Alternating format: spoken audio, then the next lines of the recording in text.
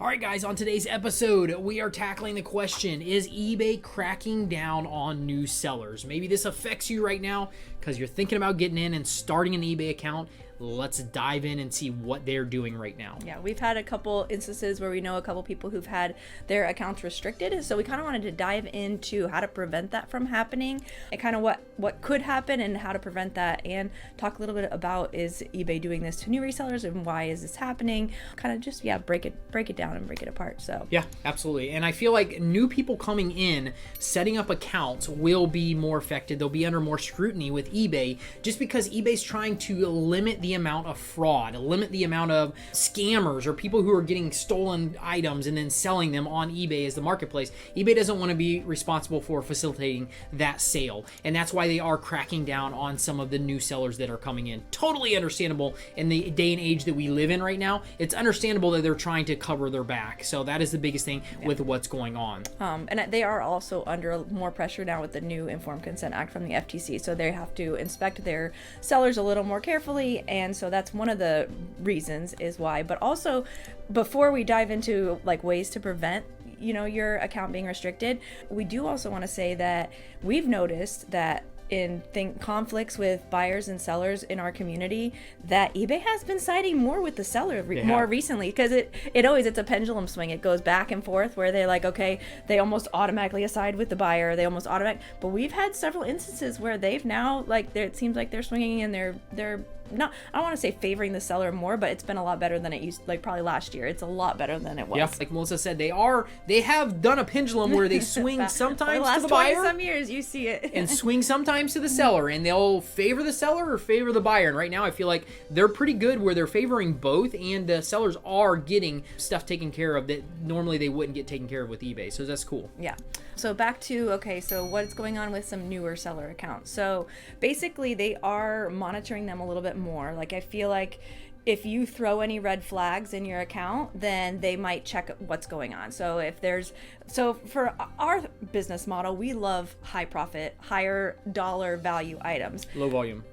Yeah, but higher, worth $1,000, $2,000 is typically what we like to sell, because then it's less time in your business. You're selling more for a little bit less amount of work, but you can't really start there. So you have to be careful especially if you're just starting out. You do have limits on eBay, so you have to make sure that you don't exceed those limits in the beginning, and you can always get those increased. eBay just wants to make sure you're legit, you're gonna fulfill what you sold, you're not coming here to scam people, and you have to understand that at first as a seller. So yeah. So how do you do that as you're starting out a new account? How do you do this? Make sure that you're not going to be affected. When you open an account, eBay has limits on your account that you can list $500 worth of items or 10 items.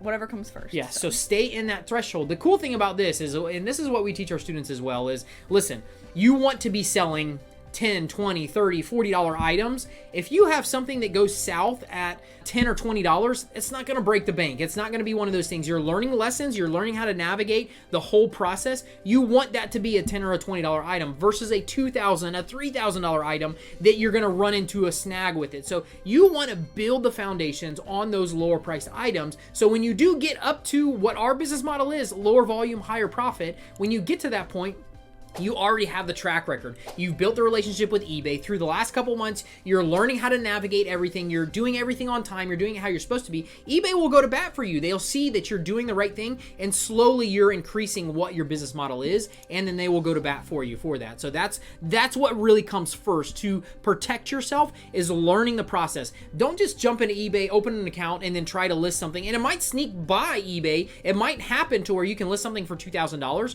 but that throws a red flag, and they're gonna try to do more investigations and figure out what is the deal with this transaction. Was this a stolen item? Is this a fraudulent seller? What's going on? And that's when they're gonna dig deeper. So if you want to save yourself time and effort and really do it the right way, start listing the lower priced items first and get the sales get your account built up. Exactly. You need to do that first before you jump into the high profit. We've had to do that with our own account too, because we still, I think now, our limit of over 7,500, we've had holds on our stuff. But there was one time even in PayPal, when we used to use PayPal, didn't go through eBay. We had $25,000 held, and it was because it was a larger transaction than our account had previously had. Like before that, I think maybe we sold 5,000, maybe 10,000. Yeah.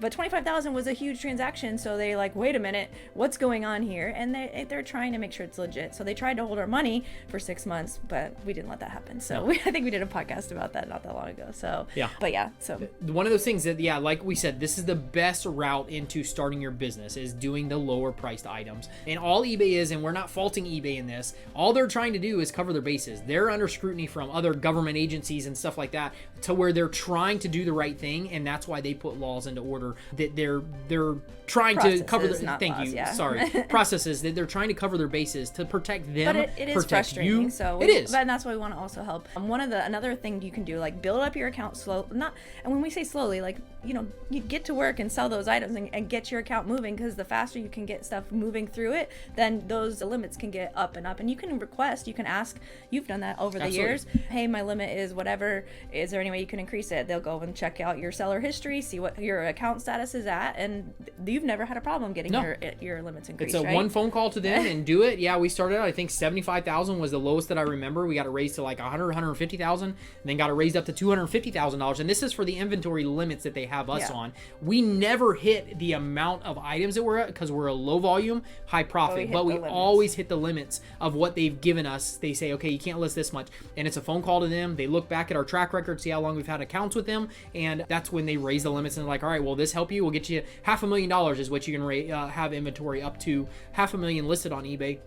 And that's what I think that's where we're at right now, either $500,000 or $750,000. I don't know, but that's where they have us at, and it wasn't that hard to do it, because they can see what our track record is. They can see the stuff that we sell and the feedback that we're getting from our buyers, and they're happy with the item. So that's the biggest thing, is really, really building that track record with eBay early on the lower profit items, the lower dollar items, so you can get to the point where you do want to go to that next level. Yeah. And then the next thing to do to help prevent, this would be a preventative, but also this helps you if you get into a bind and get into trouble, because what eBay is asking for a lot of times, if they're trying to make sure that you're a legit seller, they want to see your receipts of what you bought. And we're in this industry of reselling. We're buying used items. We're not buying new items. Typically, we don't buy new items. We buy used items. We don't get receipts necessarily from the flea market, yard sales. In thrift stores, you get a receipt, but the other places you don't. There are people out there selling their stuff, and you don't get a receipt. So how can you provide a receipt if you don't get a receipt? So one way is you can keep records of your own receipts. So get a receipt book. You can get them anywhere, Staples, Office Max, whatever. Just write a receipt when you buy an item. If you buy it off Marketplace, write the receipt out. And you can have the person sign it if they will. If you don't feel comfortable or you don't want to do that, just keep good records of it and have a receipt for yourself. Yeah, and it doesn't have to be awkward either. Like, I know the vendors that I deal with the majority of the time at the flea market, if I'm buying something from them and I have a little receipt book in my back pocket and I write out, hey, I just bought this lawnmower on this date, I paid this much for it. Hey, by the way, could you sign this? And I can give you a copy of it as well, just showing that I bought it from you. If that's what eBay is wanting, more of that for the higher profit items, the higher valued items, they're wanting that. They've never asked us specifically for receipts, but we do know some people that have. They've reached out and said, hey, we need some receipts of these items. More recent, and it's also with people who have newer accounts. Yeah. So I don't know if they'll ever do that for us, but this is not a bad practice to get into, is to get receipts and have that record of everything that you're buying. Go through a receipt. You have a receipt for it. If they do ask for it, you can show them the printed receipt that you have. And even if you feel weird by asking somebody to sign for a receipt, just make it out, say what it is, the date that you bought it, and have it on a receipt book, and then submit that to eBay if you get to the point where they need to know that. Yeah, and and do that ongoing, like every time you go buy it, because we're not trying to go back and like write all these receipts once they've asked you for receipts. But if you keep track and you're actually doing it when you go buy an item, then you'll have receipts to show them. And another good practice that you do all the time, we kind of do it for social, but it's a good practice if they did ask for receipts, is screenshot your conversation if you buy something off of Marketplace or OfferUp. So you always do that pretty much, and then that, I mean, you've negotiated the price, here's the price, this is where I got it, here's the screenshot. So you do have those. You can just put them in a little file on your computer or on your wherever you store pictures. But that would just be good business practices to help you in case you do find yourself in a bind where they're wanting you to have receipts. So one thing we will say though, if you do sell something and you end up in this situation, eBay can't keep your money. They can't keep the transaction money for the item once you've shipped it out, once it's delivered, and the buyer doesn't, even if they don't leave you positive feedback, they don't say anything, eBay cannot keep that money forever. That's theft. I mean, you provided the service, the item that you did, unless they do an investigation into it and find out that it was a stolen item. Yeah. You know you're doing something wrong, and that's not the people that we're speaking to. But when you're doing something, you have something, you sold it, you legitly bought it, you got it, whether you got it from a store, you got it from a flea market, whatever you did, and you sold your own items too. Your own items, however you got that item, and then you sell it on eBay and you deliver it to the buyer, eBay can't keep those funds. So just know that you can't.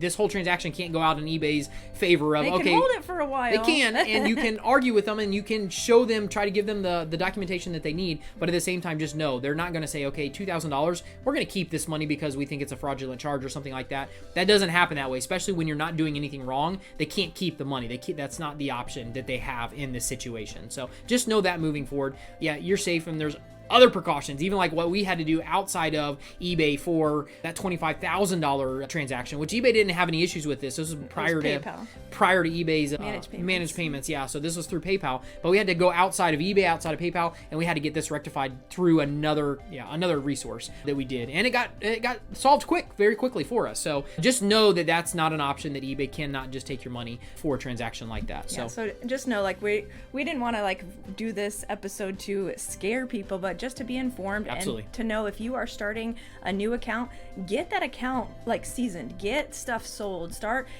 we do that anyway. Like we want you to do that anyway, because you will make mistakes, and we've talked about this previously. Like if you make a mistake and it's a $20 mistake, that's a lot easier to handle than a bigger $2,000 mistake. So we want to get you to that for sure. Get to those $500, $1,000, $2,000 sales for sure. But make sure we get your account seasoned and that you're getting stuff sold, and build, like you said, build that relationship with eBay so that they can have your back if something were to happen. Absolutely. Yeah. Guys, hopefully you've enjoyed this episode and you want to go see some more tips and tricks about this flipping business. Go check out this next video.